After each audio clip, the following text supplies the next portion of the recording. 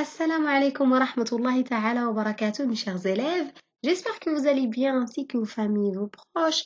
Donc, on se retrouve aujourd'hui pour finir la dernière partie de notre leçon sur les annulatifs de la prière.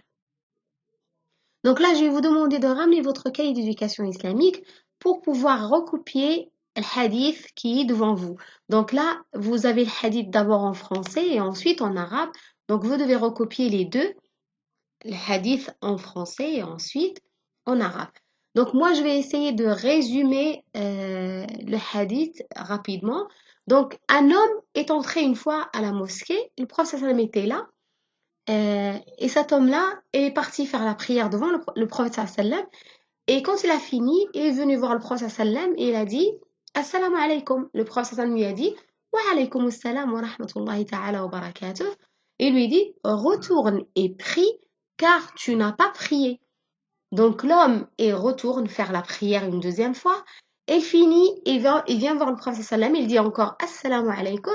Nabi sallam, il lui dit Wa alaykum assalam.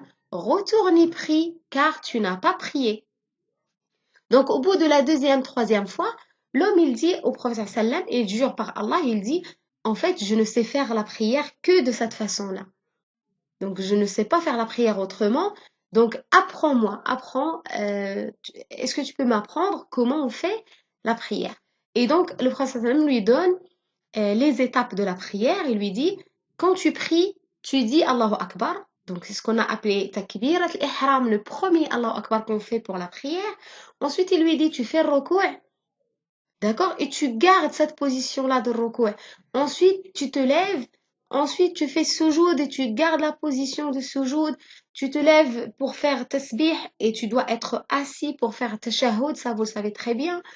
Donc, le prophète sallam dit, en fait, toutes les choses que le prophète sallam lui dit, c'est ce qu'on a appelé ensemble en classe les obligations de la prière. Donc, le prophète sallam ne lui a pas dit tout ce qu'on doit faire pendant la prière, mais seulement les points les plus importants. Donc j'espère que vous l'avez déjà remarqué parce qu'il lui donne que les points les plus importants de la prière. هذا الفاتحة, تكبيرة الإحرام, le fait d'être debout. Rappelez-vous, on a dit al-qiyam et on a dit al-i'tidal, le fait d'être debout pour faire la prière. Je suis pas à droite, je suis pas à gauche, je suis vraiment debout pour faire la prière. Et surtout, at-toma'nina. Rappelez-vous de ce terme-là que vous avez vu avec moi en classe au début de l'année. At-toma'nina qui est la quiétude. At-toma'nina, en fait, c'est un pilier de la prière. C'est une obligation de la prière. Donc là, cet homme-là, pourquoi le prophète lui dit à chaque fois de retourner faire la prière? Parce que justement, il lui manquait ça. Il lui manquait la quiétude, at-toma'nina. Il faisait la prière tellement vite que il n'a pas fait vraiment sa prière. Donc, si vous voyez quelqu'un faire la prière, tac, tac, tac, tac, même s'il fait tous les gestes que celui qui prie normalement il fait, vous dites, il n'a pas prié parce que il a raté, il a manqué cette obligation-là qui est, par exemple, juste un exemple en fait, la quiétude. Mais ça peut être autre chose, ne pas faire le fatiha, ne pas faire ruku', ne pas faire sujoud. Donc là, le prophète lui dit, retourne à chaque fois. Il lui dit, retourne et refais la prière, car tu n'as pas vraiment prié. Et quand l'homme, il dit, mais en fait, moi, je ne sais pas faire autre chose que ça, le prophète lui donne des conseils par rapport à la prière et lui apprend à prier. Donc, je vous demande d'écrire ce hadith-là en français et ensuite en arabe. Donc là, je vais vous demander aussi de recopier ce que vous voyez devant vous, ce que le hadith nous apprend. Donc d'abord, la quiétude est une obligation de la prière. Et ça, vous le savez déjà puisqu'on l'a vu au début de l'année ensemble. Deuxième point, en passant d'une situation pendant la prière à une autre, nous devons être posés et nous devons passer tranquillement d'un pilier à un autre. Donc quand je fais ruku', je passe tranquillement pour faire sujoud. Quand je fais sujoud, je me lève tranquillement pour faire tasbih, etc. Donc il faut passer tranquillement d'un pilier ou bien d'une obligation à une autre. Celui qui rate quelques obligations de la prière, il n'a pas prié, même si vous le voyez faire ce que font ceux qui prient normalement. Donc c'est ce qu'il a dit le prophète sallam à cet homme-là, même s'il l'a vu faire sujoud, ruku', il se lève, il fait fatiha, etc. Mais malgré tout, le prophète lui a dit, retourne et prie, car tu n'as pas prié. Ensuite, celui qui a délaissé certaines des obligations de la prière doit la refaire. Donc, si vous ratez plusieurs piliers ou bien obligations de la prière, vous devez refaire cette prière-là. D'accord? Comme il a fait cet homme-là.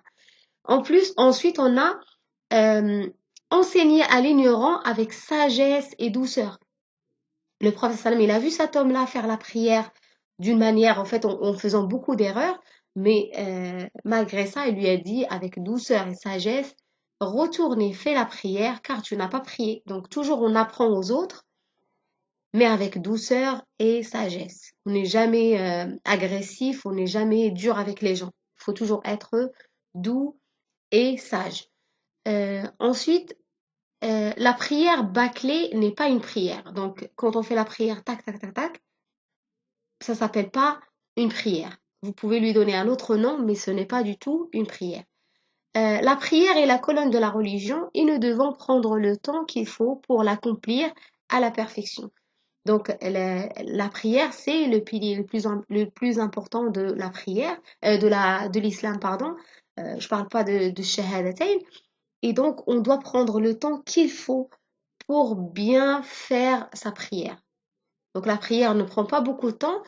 On doit prendre 5 minutes, 6, 7 minutes vraiment pour faire bien notre prière. Et on donne le temps qu'il faut pour chaque pilier ou bien obligation de la prière. Donc, j'espère que tout est clair pour vous. N'hésitez pas à m'envoyer vos questions sur Pronote s'il y a quelque chose qui n'est pas clair. Recopiez le hadith en arabe et en français et recopiez aussi les points que vous voyez devant vous. Wassalamatkum wassalamu alaikum wa rahmatullahi ta'ala wa barakatuh.